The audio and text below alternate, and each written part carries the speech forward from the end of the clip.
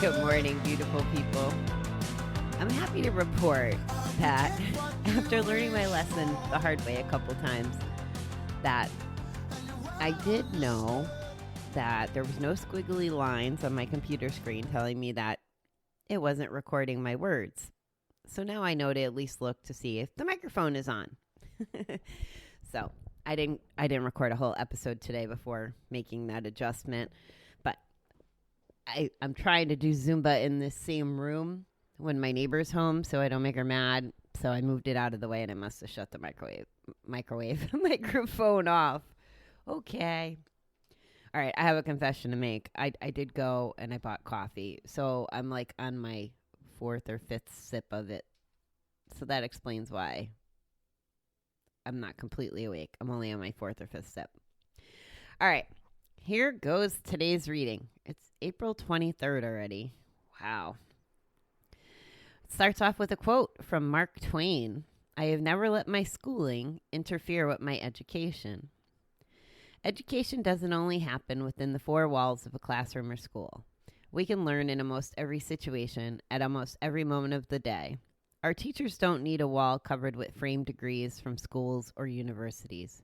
In some cases, our teachers are those who have been through what we've been through.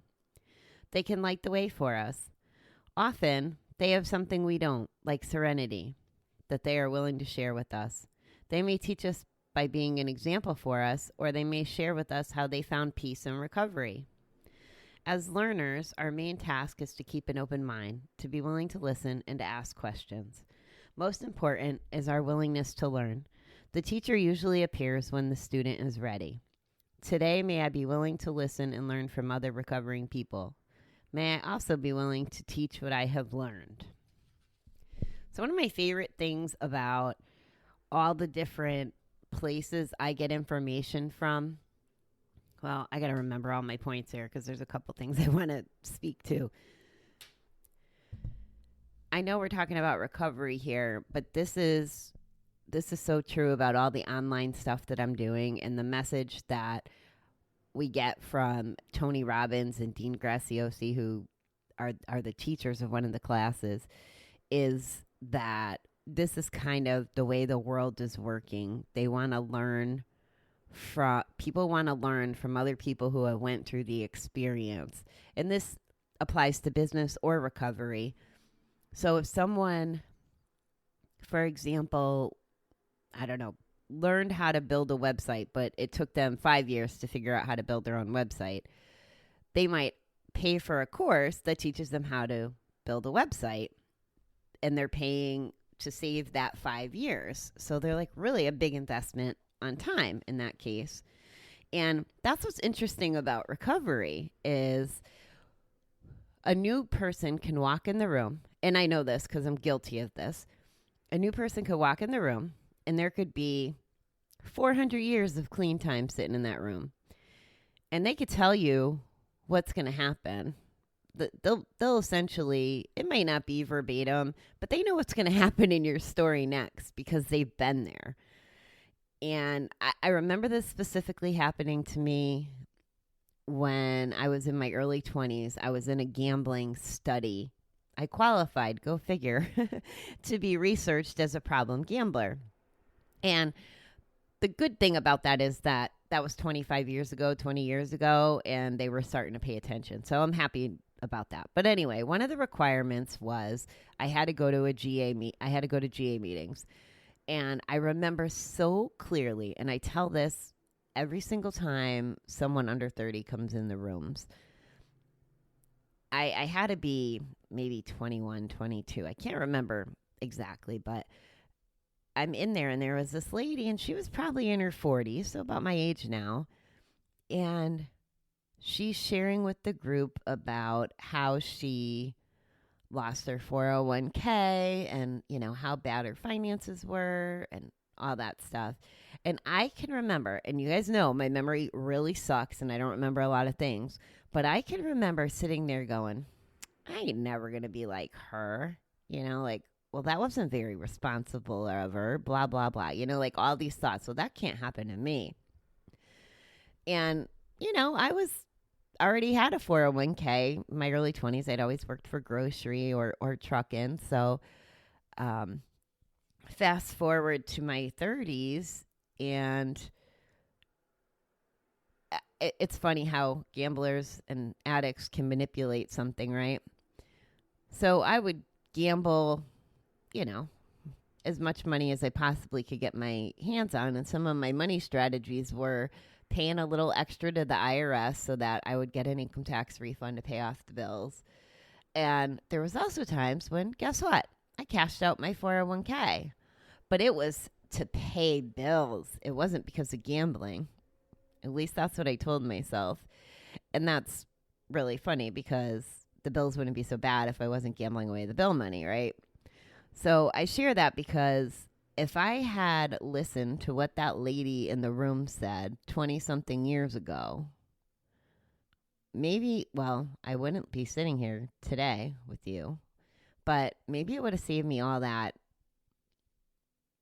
loss and pain and aggravation of gambling and all the bad things that come with it.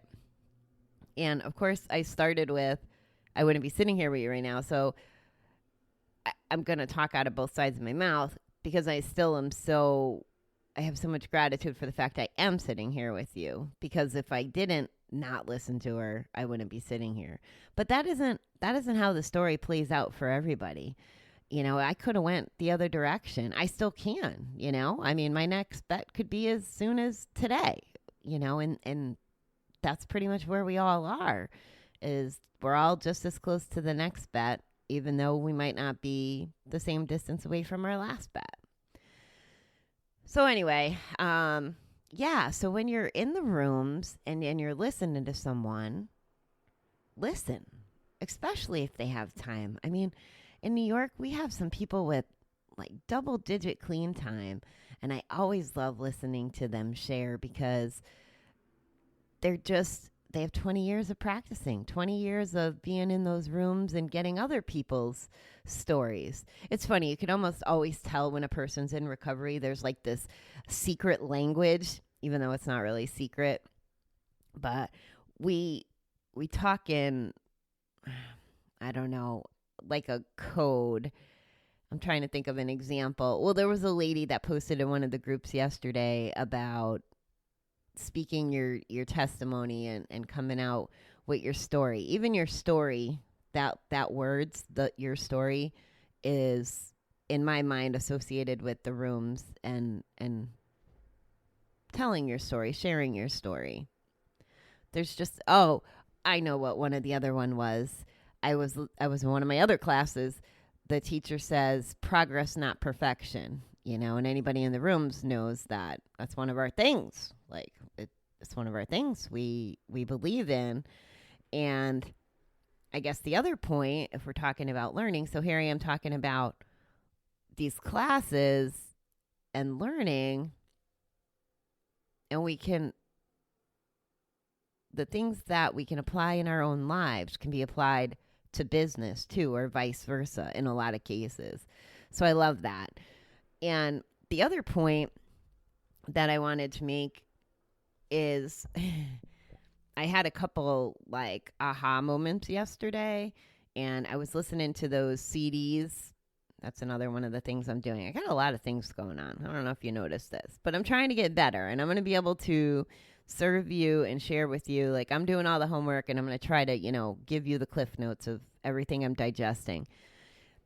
And he said just yesterday in the CD, the line that was in here, when the student is ready to learn, the teacher will appear. And some other things he said on that CD that day was like, yeah. Oh, okay. I hear you. Like I might have heard the content before, but I was receiving it. Like I was ready to accept what he said and to take action. And that's where I am right now in my life. And I'm feeling very fortunate that I'm having so much exposure to all this different messaging and that it shows up in different places.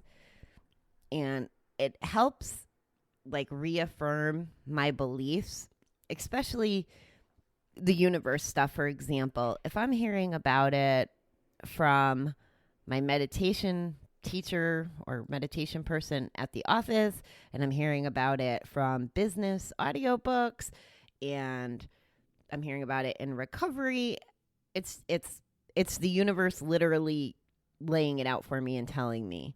So if I'm getting the messages, it's like that same premise of the teacher has showed up because I'm ready to learn, and I'm in a learn, evolve kind of mode. I feel like I'm scared every day that we're going to get told we can go back to work tomorrow. And I know that's horrible to say, probably from a lot of people's perspectives. And yes, I'm starting to get a little wonky about being locked up as well. However, I just see the value and the opportunity in all these hours a day that I could give to myself. Like, it's the time. I can make my mind better. I can make my body better. I can make my apartment better. I'm hoping that within the next, week or so, I can tell you about some of the projects that are starting to come to light. I'm making quite a dent on the website. I want to be able to talk to you guys. I want to make sure that my Facebook page is inviting and a safe spot for us to talk. So things like that are all part of what I'm working on, and how the learning, so that I can make this the best experience for you possible. What I realized last night, without going into all my, detail of hunting, is even though there's other gambling recovery podcasts out there, there's not a whole lot geared towards women. I haven't found any other women speaking about gambling. And maybe they're out there and I just don't know. I did find a couple gentlemen, and actually I'm going to reach out to them and see if we can get them to be guests, because the other final point I'll make about learning is one of the gentlemen had a podcast, and it stopped airing last year around July, and there were some things on his show that weren't necessarily aligned with my beliefs in recovery. And it was part of why I wanted to be out here and to fill a little bit of that void. He had his experience and his thoughts, and actually a lot of his topics I thought were amazing, because I was like looking again last night. He evidently came back online in January after taking 6 months off. And like one of his show titles was something about starting off your morning, and he references Hal Elrod in The Miracle Morning. And I'm a believer in that. And we'll actually talk about that another day. But so we are aligned, but then we have differences. And one of my biggest things, like if I don't succeed at anything in my mission, is one of the key points I want to drive home is that it's okay that we all recover in our own ways. Like method wise. I mean, we all still have to do the work. We all still need to look in the mirror. There's some baseline things I wouldn't give on if you want to have a successful recovery. However, the tools, what those tools are that you use, or what those beliefs are, I don't care about the God, the higher power, whatever your stance is on that. I don't care if your stance is going to SMART recovery instead of 12-step recovery. And that's part of what I want to do, is share those different strategies, because it doesn't matter how we get there as long as we get there. So, all right. I guess I like that reading today.